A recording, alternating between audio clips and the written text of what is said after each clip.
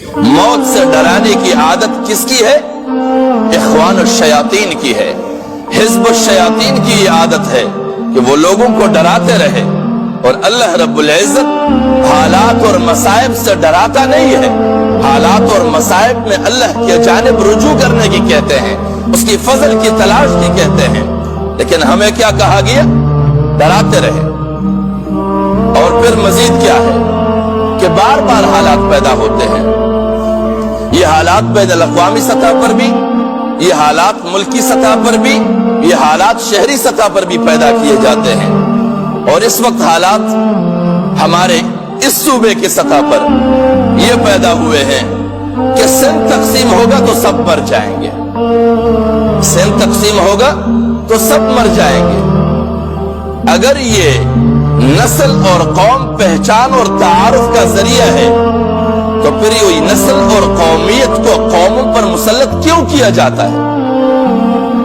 سندھیت کے اندر کیا امتیازی شان ہے کہ انہیں لوگوں پر مسلط کیا جائے؟ اور اگر یہ ہے کہ کبھی کوئی خطہ کسی نام سے متعارف ہوا ہے تو اب انہیں رہتی دنیا تک اسی نام سے متعارف رہنا چاہیے، یہ کہاں کی انصاف ہے؟ کیا یونانی طاقتیں کبھی دنیا پر مسلط تھی یا نہیں تھی؟ اور کیا دنیا یونان کی قوتوں کے زیر اثر تھی یا نہیں؟ اب کیا جہاں تک یونان اثر انداز تھی وہیں تک آج بھی یونانیت کہا جائے گا؟ فارس دنیا کی کہاں سے کہاں تک اثر انداز تھی؟ کتنے خطے فارس کے زیر اثر تھے؟ کیا تاریخی حیثیت سے اگر فارس کو ایک زمانے میں وسعت حاصل تھی، وسعت پذیر تھی، تو کیا رہتی دنیا تک اس خطوں پر لفظ فارس ہی بولا جائے گا؟ یہ کہاں کا انصاف ہے؟ اگر کسی زمانے میں خلافت عثمانیہ دنیا کی وسیع تر خطوں تک بولا جاتا تھا تو کیا رہتی دنیا تک بھی اسی خلافت عثمانیہ کو اسی خطوں پر کہا جائے گا؟ کہاں کا انصاف ہے یہ؟ روم کی سلطنتیں کہاں تک تھی؟ تاریخ سے واقف لوگ جانتے ہیں، کیا آج بھی اگر اہل روم کہا جائے تو انہی خطوں تک اہل روم کہا جائے گا؟ قومی تسلط کو ہمیشہ کے لیے لوگوں پر مسلط رکھنا یہ جبر ہے، کیونکہ قومیت نہ تو فکر ہے نہ قانون ہے۔ قومیت نہ فکر ہے نہ قانون ہے۔ قومیت کی بنیاد پر نہ لوگ ترقی کر چکے ہیں اور نہ کبھی قومیت کی بنیاد پر قوانین مسترد بنائے گئے ہیں۔ قانون وہ قومیت سے بالاتر ہوتی ہے، وہ انسانی زندگیوں کی ضروریات کی بنیاد پر ہوتی ہے، اور فکریں قوموں کے اندر تہذیب پیدا کرنے کے لیے اور انہیں مہذب بنانے کے لیے فکریں بنائی جاتی ہے۔ لیکن اگر قومیت کو فکر بنایا جائے یا قومیت کو تہذیب اور قانون بنایا جائے یہ تو قوموں کی زندگیوں کو اجیرن بنا کے رکھ دیں گے۔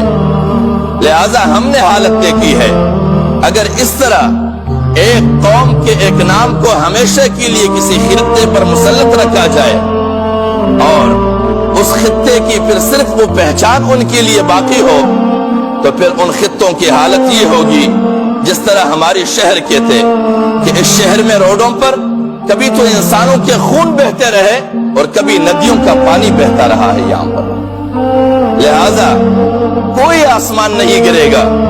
اگر کراچی سندھ سے الگ ہوتا ہے تو اس سے کوئی آسمان نہیں گرتا ہے، اس لیے کہ گھر جب بڑے ہو جاتے ہیں تو گھروں کے اندر بھی تقسیم آ جاتے ہیں۔ گھروں کے رہنے والوں کے درمیان الفت اور تعلقات اور رشتے استوار رہنے چاہیے۔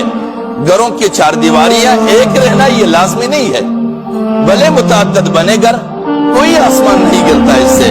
لہذا اس کو معیار بنا کر سندھ دشمنی، سندھیت دشمنی، یہ کہاں کا انصاف ہے؟ مجھے یہ انسانیت آج تک سمجھ نہیں آئی ہے۔